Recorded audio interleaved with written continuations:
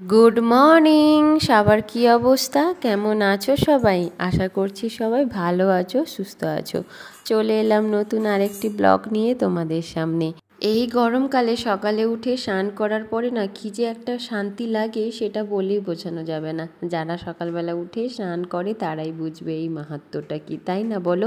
আর এই যে আমি স্নান করে পুজো পার্বণ করে চলে এলাম এখানে, এই যে একটু চা খাওয়ার জন্য। আর ছেলে তো ভীষণভাবে দুষ্টামি করছে, ওর বাবা যেহেতু বাড়িতে নেই, অফিস চলে গেছে, আর ভীষণভাবে একলা একলা ফিল করে ও সেদিনটা। আর সেদিন আমি বেশি কিছু আর রান্নাও রাখি না, ওকেই পুরোটা দিন সময় দিতে হয় আমাকে। তো এই কারণে কি করি বলো তো, এই যে সকালবেলা চা করে নিয়ে চলে এলাম ওর সামনে, দিয়ে ওকে একটু পড়তে বসিয়েছিলাম। আর ওর মানে সকাল টাইমটাতেও খুবই কমই পড়াশুনো করে, আর যেদিন যেদিন ওর বাবা অফিস চলে যায় সেদিন ওকে সকাল টাইমটাতে একটু বেশি করে সময় দেওয়া হয়। আর ও যেহেতু এখন সবে সবে ABCD বলা শিখেছে, সেই কারণে ওকে একটু ডেলি পড়াতে হয় যাতে ওয়ার্ডগুলো ওর মনে থাকে। তো যাই হোক, ওকে একটুখানি পড়িয়ে নেওয়ার পরে ওর সাথে একটু খেলছিলাম, খুনসুটি করছিলাম, তারপর চলে এলাম কিচেনে রান্না করব বলে।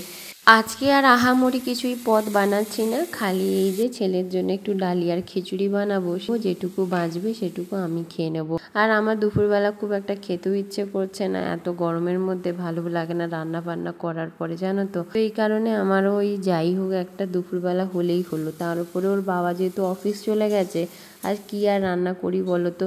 ওর বাবা যখন সন্ধেবেলা বাড়ি ফিরবে কি যা কিছু খেতে চাইবে তখন ওই গরম গরম বানাবো আর খাবো। এমনিতেই আমাকে দুবেলা সেই ছেলের জন্য হোক বা নিজেদের জন্য রান্না করতেই হয়, সেই কারণে আর এখন আর কি রান্না করে বাসি করব না। একেবারে ওর বাবা এলে সন্ধেবেলা ওর বাবা যা খেতে চাইবে তাই বানিয়ে নেব, ব্যাস দুজনেই খেয়ে নেব।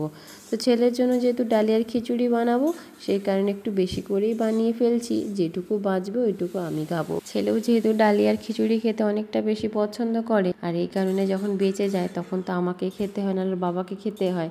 আর ওর বাবারও এইসব খেতে খেতে ওর বাবারও নাকি ভালোই লেগে গেছে এই ডালিয়ার খিচুড়ি। আমাকে বলে মাঝে মাঝে এরকম ডালিয়ার খিচুড়ি নাহলে করে দিও। আমি বললাম হ্যাঁ ঠিক আছে। আর আমারও বেশ ভালোই লাগে ডালিয়ার খিচুড়ি খেতে, কেন জানি না।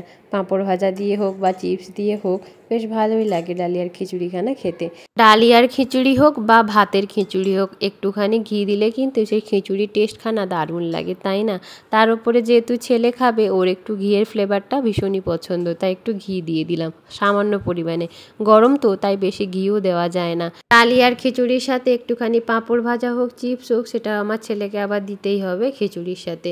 তো আজকে আবার না বাড়িতে পাঁপড়খানাও নেই, আর ওর বাবাকে যে বলবো একটু পাঁপড় এনে দিতে, সেও তো বাড়িতে নেই। তাই আজ হঠাৎ করে প্ল্যান করলাম যে খিচুড়ি দেবো আজকে ছেলেকে। এই গরমে দেখছি কোনো বাচ্চারাই আর খেতেই চাইছে না। এই হয়েছে মায়েদের এক জ্বালা, সব মায়েদের মুখে একই কথা, বাচ্চা আমার খাচ্ছে না। একই দশা আমার বাড়িতেও চলছে, একেবারেই খেতে চায় না। আর যেমনভাবে খেতে চায় তেমনভাবে আমাকে এখন দিতেই হচ্ছে ওকে, কিছু করারও নেই। যাই হোক, যেটা খেয়ে ওর পেট ভরে সেটাই ওকে দিতে হয়, আর কি করা যাবে, তাই না? পেট ভরাতে তো হবেই। না খেয়ে থাকলে পরে মায়েদের তো আরেক মাথার যন্ত্রণা যে আমার কেন ছেলেটা খাচ্ছে না।